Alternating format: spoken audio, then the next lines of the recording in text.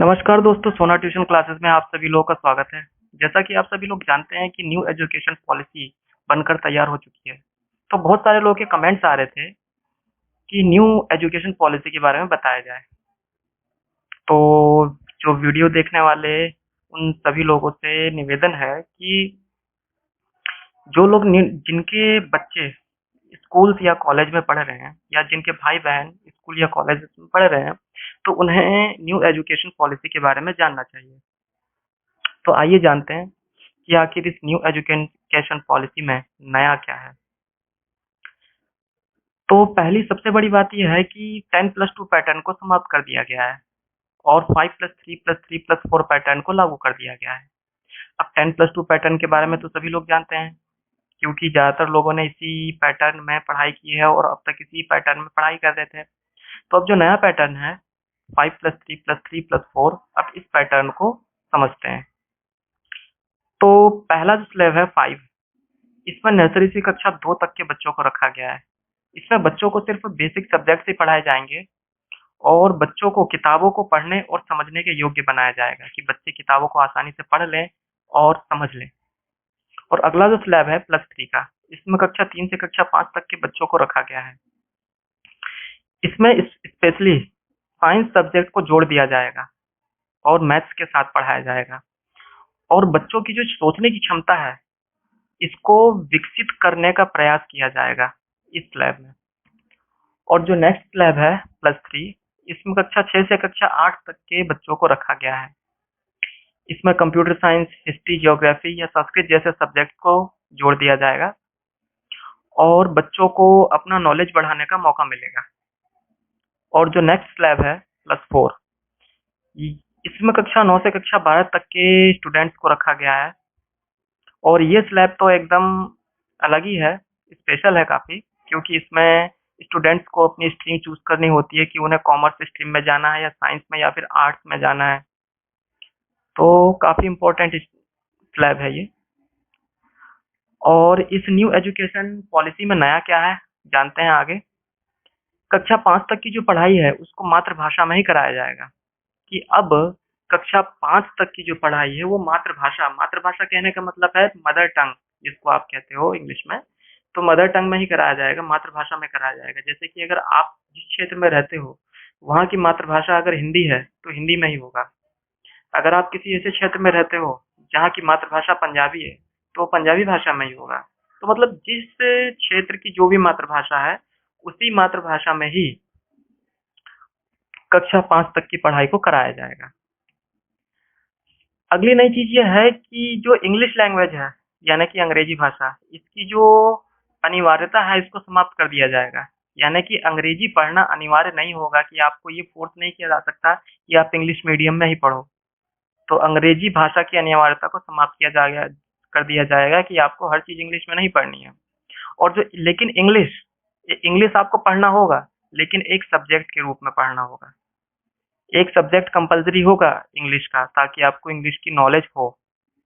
तो लेकिन ये जो इसकी जो अनिवार्यता है ये समाप्त कर दी जाएगी।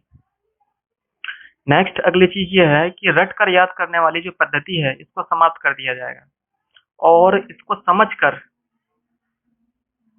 याद करने का प्रयास किया जाएगा। मतलब किसी भी चीज को अच्छे से समझाकर जो चीज याद रखी जा सकती है वो रट कर नहीं याद रखी जा सकती है, क्योंकि रटी हुई चीज अक्सर भूल जाती है। तो ज्यादातर इसमें ये जोर दिया गया है कि किसी भी चीज को समझा कर बताया जाए, ज्यादा से ज्यादा समझा कर मेमोरी में सेव किया जाए।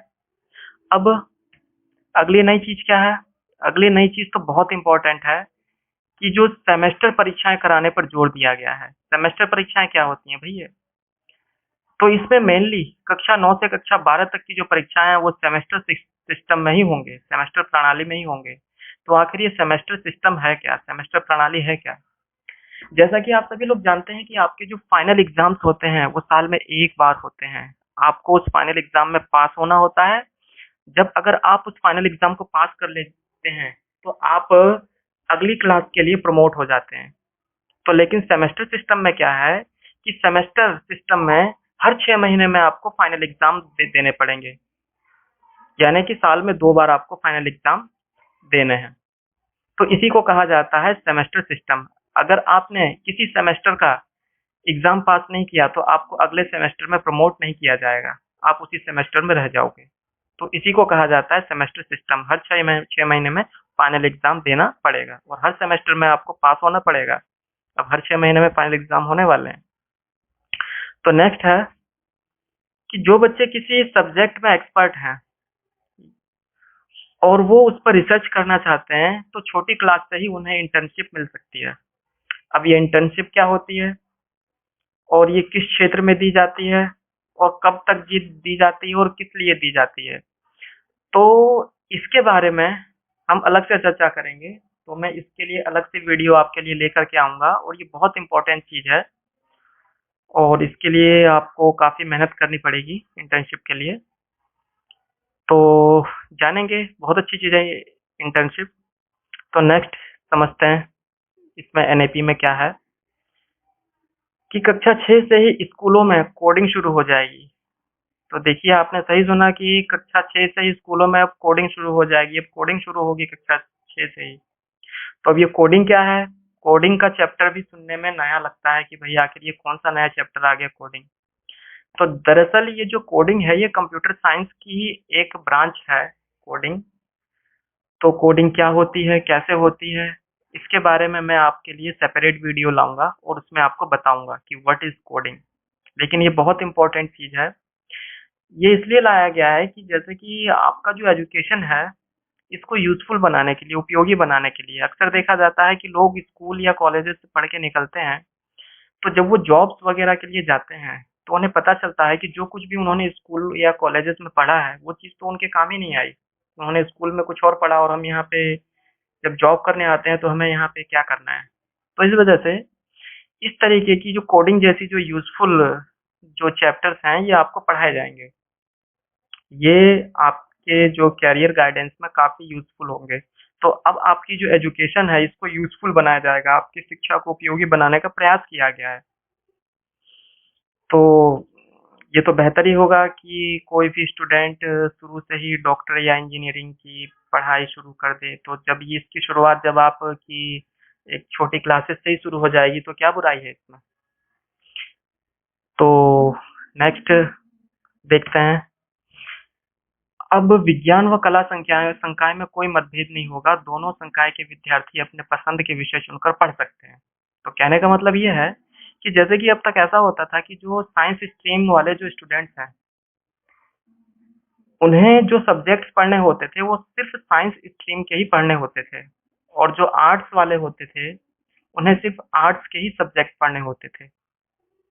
लेकिन जैसे कि हम मान लेते हैं कि कोई साइंस का स्टूडेंट है, उसे हिस्ट्री पढ़ना पसंद है या ज्योग्राफी पढ़ना पसंद है, तो अब वो पढ़ सकता है। यानी कि उसे एक सब्जेक्ट के तौर पर चूज़ कर सकता है और पढ़ सकता है। तो यानी कि आप अपने मनपसंद सब्जेक्ट्स चूज़ करके पढ़ सकते हैं। अब आपको रोकने वाला कोई नहीं होगा, आपको जो अच्छा लगता है आप वो सब्जेक्ट चूज़ कीजिए। इससे आपकी जो नॉलेज और आपकी जो पसंद होगी, आपकी रुचि, आपकी जो इंटरेस्ट है इसमें एजुकेशन में आपकी बढ़ेगी। आप अपनी रुचि के सब्जेक्ट पढ़ पाएँगे। तो अगला नया क्या है इस एनईपी 2020 में? अगला नया ये है कि जो उच्च शिक्षा है, हायर एजुकेशन, जब आपको इसमें एडमिशन लेना होता है, तो उसके लिए एक कॉमन एंट्रेंस टेस्ट आपको देना होगा और इसमें जो मार्क्स आएँगे, वो मार्क्स 12th के मार्क्स में आपके ऐड हो जाएँगे और उसके आधार पर अब आपको हायर एजुकेशन में के लिए एडमिशन मिलेगा। हायर एजुकेशन कहने का मतलब ये होता है कि जो 12th के बाद की जो पढ़ाई होती है, उसको हायर एजुकेशन कहा जाता है, उच्च शिक्षा कहा जाता है।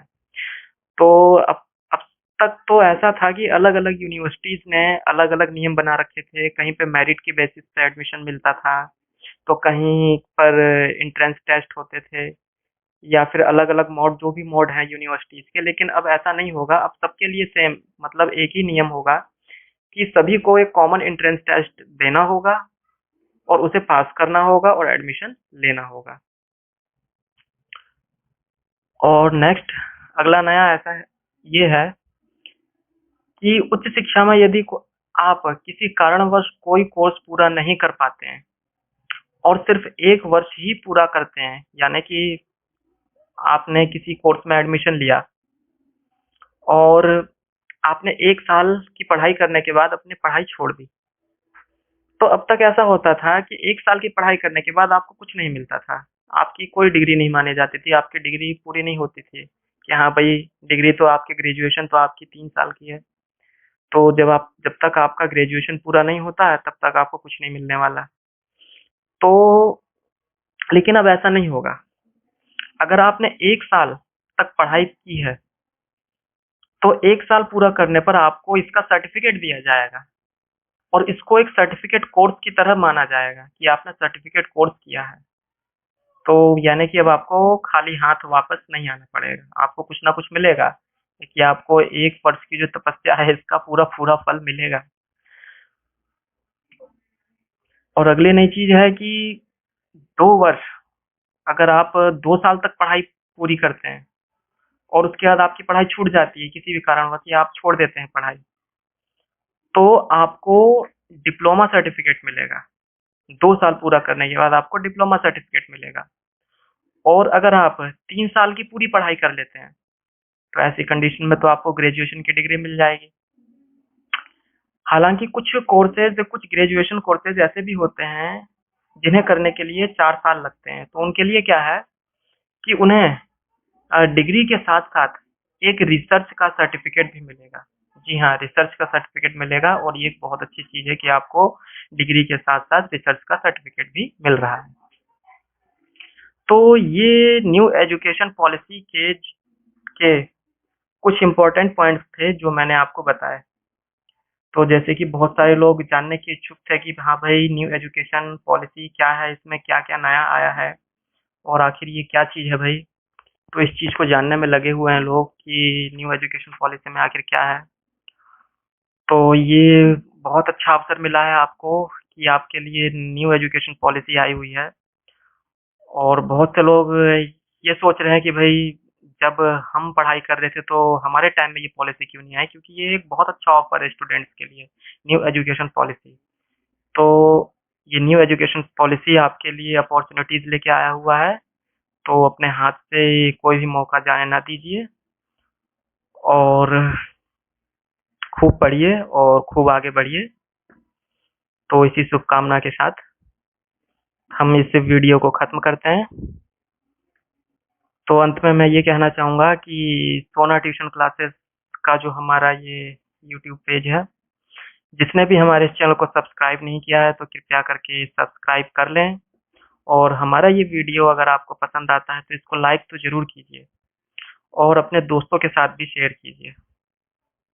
धन्यवाद।